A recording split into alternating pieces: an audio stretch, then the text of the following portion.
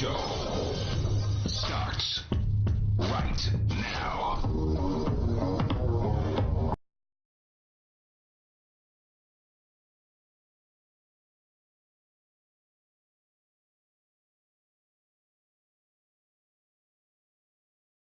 Stephen A. Smith Show.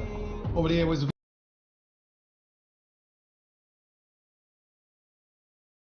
888-SAY-ESPN. That's 888-729-3776.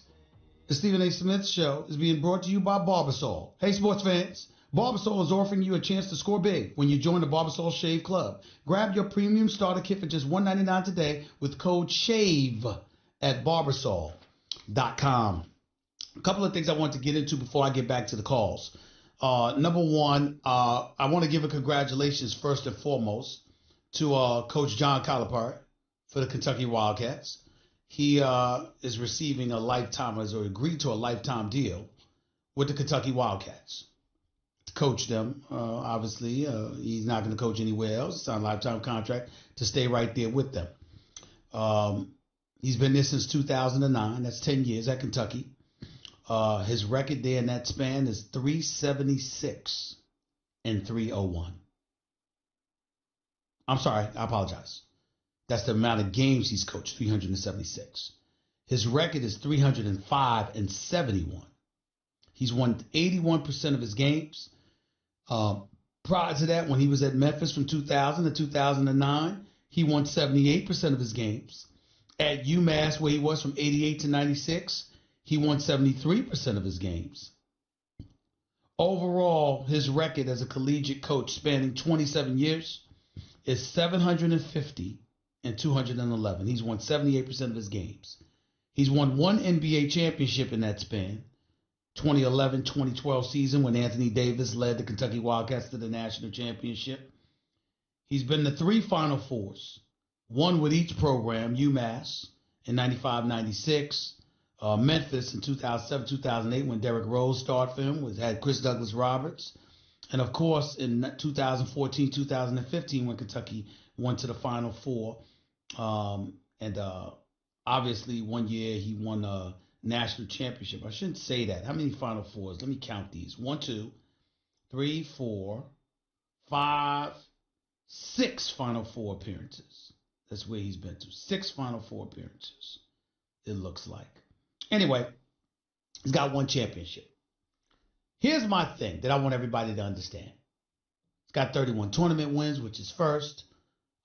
Decade of excellence. That's what they got on the screen. Kentucky under John Calipari, 305 wins first. NCAA tournament wins, 31 first. Final Four appearances, 4, I believe. That's first. Top 10 recruits, 23 of them. That's first. Lottery picks, 19 of them.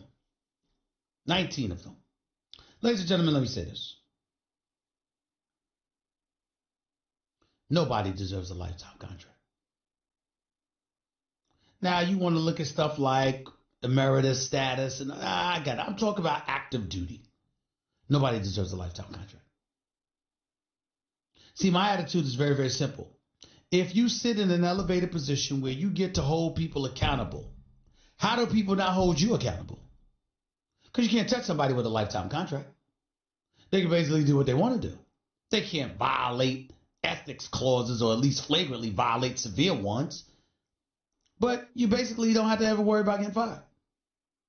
I never get that story they told me years ago when the president went to Joe Paterno's house because, you know what, they weren't winning enough games. He wanted Joe Paterno gone. Joe Paterno threw him out of his house. You went to fire the man and he threw you out your house. Get the hell out of here. I'm not going anywhere. And obviously it had a lot to do with the money that Joe Paterno, the late Joe Paterno, generated for the program and the school, and I get that. But nobody deserves a lifetime contract as long as you're in a position to hold other people accountable. Because guess what? Somebody needs to be able to hold you accountable. And how can they do that if you got a lifetime deal? Has nothing to do with John Calipari. I'm opposed to that for anybody who on active duty. There are no lifetime contracts. Ladies and gentlemen, I'll even get political with you for a second and tell you I feel that way. I'm adamant about Supreme Court justices. I don't think they deserve lifetime contracts. I think Supreme Court justices should be a minimum of 45 years of age. And I think Supreme Court justices should have no more than 20 years in the business. No more than 20 years on the court. I don't agree with those lifetime appointments. You got cats in their 80s. I don't want, no. I don't like that. We got enough talent in this great nation of ours, enough accomplished individuals whose competency and alertness and energy and health can't be questioned to be given lifetime appointments and letting people stay up in there until in their 80s. I feel the same way about congressional and Senate figures. I'm not trying to engage in any kind of age discrimination or anything like that, but my God, most people in this country, retirement age is 65. Most important court in the land, elected seats. You got cats in their 80s? No. I'm opposed to that. 20-year terms. You want to give John Calipari a 10-year contract at Kentucky? Fine. Lifetime? Why? I just have a problem with that. That's just me. 888-729-3776. That's 888-SAY-ESPN. You're listening live to the Stephen A. Smith Show, ESPN Radio, ESPN News. Another subject I want to touch into. Top 5 picks in the NBA draft. Zion Williamson, John Morant, R.J. Barrett. This kid Culver at Texas Tech. Some other kid from Vanderbilt. I don't know about those two. I'll see Culver this week in Texas Tech. But I'll tell you this. There ain't no question Zion number 1. I got questions as to whether or not R.J. Barrett should be top 5. And I don't even want to hear about Cam Reddish. I don't even want to hear about Cam Reddish. He needs to stay in school another year. I really mean that. Item number 3, Golden State Warriors against the Denver Nuggets tonight, battling for the number 1 seed in the West. I got to tell y'all something. I got this sneaky, distinct feeling. I really, really do. I got this sneaky, distinct feeling. Denver's going to get blown out tonight at the Oracle. They might lose by 30. I don't know why. There's no evidence. Denver's a good team. Mike Malone's a Coach of the Year candidate. I like the young talent on this squad. I really do. And I underestimated them, and my apologies to them, because, damn it, they've been terrific this year at home. Even though they're on the road tonight. But I got to tell you, I just have this sneaky, distinct feeling they're going to get blown out tonight. For some reason, I feel that way. Last item before I go to the phones. Ron Darling, former pitcher in Major League Baseball primarily for the New York Mets, wrote a book. And in that book, he said something, John, I believe it was Lenny Dykstra. And in the book, he made references to Lenny Dykstra once saying something. Remember that kid, that guy, Oil Can Boyd, that used to pitch for the Boston Red Sox? Now, mind you, Ron Darling played for the Mets for 9 years, for the Oakland A's 5 years. Was in Montreal 1 year as well. Overall, had 14 years in the major leagues.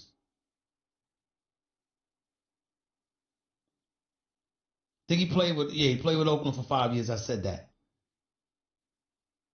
Big time pitcher for the Mets at one point. But he wrote this in his book, basically saying that Lenny Dykstra said something racial towards Oil Can Boyd.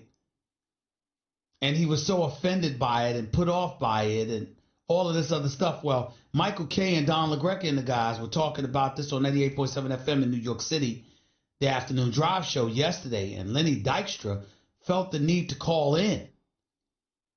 Ladies and gentlemen, John, what sound do we have? That's Lenny Dykstra talking to Michael Kay and the guys. Let's listen to what Lenny Dykstra had to say in response to the accusation that was levied by Ron Darling in his book. Listen up. I'm going to sue him. Okay. How am I not going to sue him? I can't just sue this guy and the publisher. Well, you got to defend yourself. I wrote a book myself, and I had 30 lawyers call me fact-checking everything. There's not one person to back this up, because you know why? It's not true. Lenny, if you ran into Ronnie right now, what would you say to him? I wouldn't say anything to him. I'd drop him like a red-headed stepchild. Okay, well. Wow. I will say this. First of all, we don't advocate violence. This is Walt Disney Company. Mickey Mouse is the simple. We're a happy place. We don't advocate violence. But I will say this. If you're going to defend yourself, meaning verbally speaking, that's the way to do it. No lawyer involved, John. No lawyer. No statement from a publicist. No orchestrated written statement or an impromptu, picked up the phone, called into the Michael K. show, categorically and emphatically denied what Ron Darling said. That's the way to do it. Something like that, yeah. You emphatically and categorically and extemporaneously deny such a thing. Don't sit up there like OJ standing there all stunned with Johnny Cochran, the late Johnny Cochran, God rest his soul, leaning on your shoulders. And that's after he sat up there and baited Christopher Darden into making OJ slap on the glove before he said, if it doesn't fit, it's not right, it doesn't fit. If it doesn't fit, you must have quit. If it doesn't fit, you must have quit. He didn't do that. While OJ just standing there. Lenny Dykstra didn't do that. Or he didn't pull a Tiger Woods reading a statement after his transgressions were exposed because the wife knocked him upside his head and the police got involved and we learned of Tiger's transgressions and he sat up there looking drug-induced. I am so sorry. Reading his statement. No, it wasn't that. Lenny Dykstra, pretty raw. That's how you do it, kind of. Without the violence. Because again, we're Mickey Mouse. We're a happy place. 888-SAY-ESPN. It's 888-729-3776. You're listening live to Stephen A. ESPN Radio, ESPN News. Let's get to the phones. Champ, go ahead. You're live with Stephen A. What's up? What's up, bro? Go ahead. What's going on, man? Just want to talk about John Calipari. Congratulations to his lifetime deal. But more importantly, that a lot of folks not talking about is the lack of black head coaches throughout the Power 5 conferences and football and basketball. Mm-hmm. We're talking about a committed over $1 billion over a 5-year period for these coaches. It's $1 billion industry. Mm-hmm. And the best players, when you talk about John Wooden, you talk about Lou Alcindor. When you talk about Coach K, you talk about Grant Hill. You talk about Calipari, you talk about Anthony Davis. You talk about even in the NBA, when you talk about Pat Riley and all these guys, it's attached to the best black player. They talk about money for the student athlete, but the disrespect that's being taken place across the country is how they respect the leadership of a black man. It doesn't exist. If you do a top 5 across the board for basketball and football, for pro and college, if you put a list up right now, Stephen A., there will not be a black man in place. Maybe Mike Tomlin all time or Dungy. Outside of that, it don't exist. All right, let me ask you this question. Who are you blaming for that? I'm blaming a combination of both. If you Who's want both? truth, Who's both? Who's both? Okay. If you're saying I'm going to blame somebody, you have the platform. I don't have the platform. So, and then also you have assistant coaches. That's, how you at Michigan State for 16 years and you can't get a multi-million-dollar job? Well, let me ask you this question. How are you not blaming the parents of the kids, who send their kids to these programs? See, for example, hear me out, champ. Here's what I'm saying to you. And I don't worry about it. People point to me like you just did or whatever. Listen, I've talked about all of these issues over the years. You ain't going to talk about it every day. You make the noise, and if people don't respond to it, they don't respond to it. So be it. But here's the deal. You have a sport of basketball, a sport of football, high generating revenue sports, okay? Predominantly African Americans playing in these sports. Where do they choose to go? We had John Thompson. He won a national championship. We had John Chaney, who proved to be an exceptional coach. Nolan Richardson won a national championship in college basketball as well. When we talk about these programs, you have people who choose to send their kids. You got kids who choose to go elsewhere. You got kids who's been influenced by AAU coaches, high school coaches, etc., etc. I'm not saying that anybody should be absolved, but ultimately people are going to make the decisions that they want to make that they deem to be best for themselves. So if they choose Calipari at Kentucky, or they choose Coach K at Duke, or they choose Roy Williams at North Carolina, whatever the case may be, what are people supposed to do? No, that's not what I'm saying.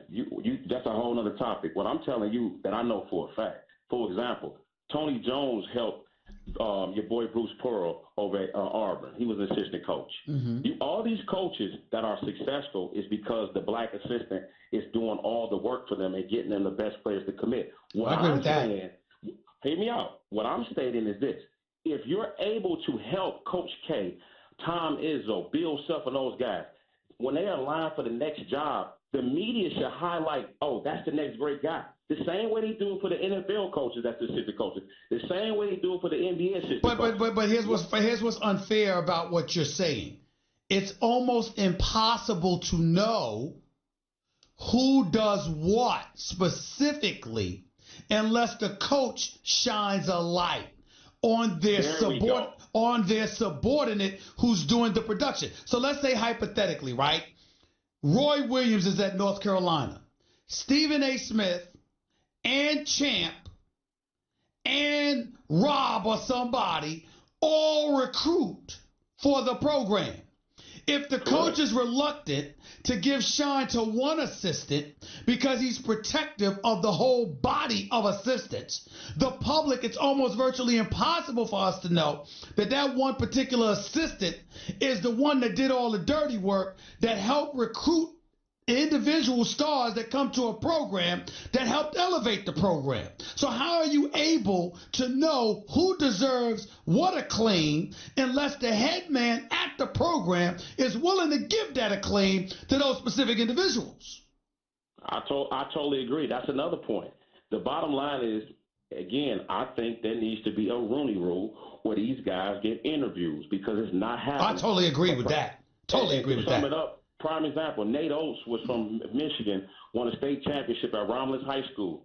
Great friends with Bobby Hurley. Bobby Hurley won at Buffalo. He came in a ready-made position, and he still won, and now he's at Alabama. But what I'm saying, it's a host of other coaches across the country, and the name of the game is about getting players. Well, the best players, unfortunately or fortunately, are black, and they have the relationship. If we're good enough to recruit, if we're good enough to come to your house, if we're good enough to take phone calls for you and get these players to you, why are you not highlighting us as the next best guy for the job, for these big-time jobs? That's your question. Here's my question. It was primarily brothers that got arrested in that whole scam. I mean, the Chuck Persons of the guys. You got a whole bunch of guys. The guy Tony, I forgot his last name, at USC. Others, you know, whether they pled guilty or whether were found guilty, whatever the case may be, a lot of them ended up going down. And we know without question, if you know anything about AAU, if you know anything about these collegiate athletes, if you know anything about what happens between high school, the AAU programs, and some of these college programs, you know good and damn well that those coaches are out there working on behalf of the boss, which is the head coach that sends them out there, but they're the ones that end up going down. I totally agree. Got you. Appreciate it, man. Go ahead, make your last point. Go ahead, buddy. Champ, you there? I'm sorry. Champ hung up. I apologize. 888-SAY-ESPN. It's 888-729-3776. Every single point Champ made was valid. Every single point he's made was valid. It's something that gets discussed amongst folks all the time. Black and white, by the way. Just so you know. Dave, you're live with Stephen A. Talk to me. Hey, Stephen A. First of all, I wanted to say, since I'm from New Orleans, sorry I had nasal surgery and I'm held up in bed. All right. I hope you feel better, bro. That nasal surgery ain't no joke. I had that. Go ahead. Oh, this was a deviated septum. Yes, that's exactly what I had. I had that in 2007. Damn it, I still ain't cured. I still Oh, ain't but cured. also it's a turbinate reduction where they cut the turbinate to Oh. remove the bone. Yeah, it went a little further. Oh, Lord. Thank you for that. And by the way, congratulations on being on the panel today. All right, no problem. Is there a way to listen to that, by the way, real quick? I don't know. I won't know until I get there. But go ahead. First, on my 2 points that I called about, I'll just prior to that, I just wanted to say thank you for making one of the most profound statements right before the Super Bowl. You said it's a shame that this game is going to be tainted by an incorrect call in that NFC Championship game with my Saints. So that's all I wanted to say about that. Thank you for pointing that out, because it did overshadow the Super Bowl, and it showed the NFL, you know what? Lowest ratings, you should have had the Saints against the Patriots. What you said earlier in this show made a lot of sense. The tempestuous nature of these players of today, the players of yesterday, like a Michael Jordan, which you brought it up, transcend anything that the players of today can do. They didn't sit out. They earned their money. So I have something for you, and I'll hang up, and I'd like to hear what you have to say, your comments. Don't you agree that, okay, if you're going to sit out and rest, sure, that's fine. Go ahead, sit out and rest. But by the way, in your contract, the days that you sit out and rest, you don't get paid for those games. I have no problem with that. I have no problem with that. I have no problem with that.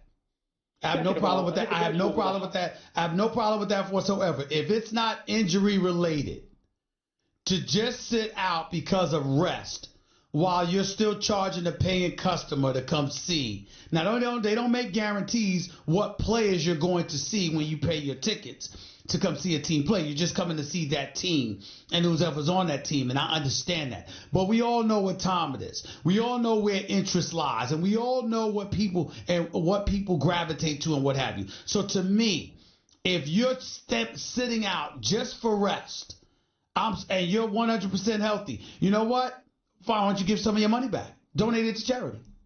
I have no problem with that. Exactly. And before I ask you this question, and I'm going to hang up and hear what you have to say, the example I have for this is the poor individual. Well, not poor, literally, but I'm saying this, Go ahead. The individual that paid all that money to see LeBron against Giannis, and they ended up sitting him. So, okay, you want to sit these players?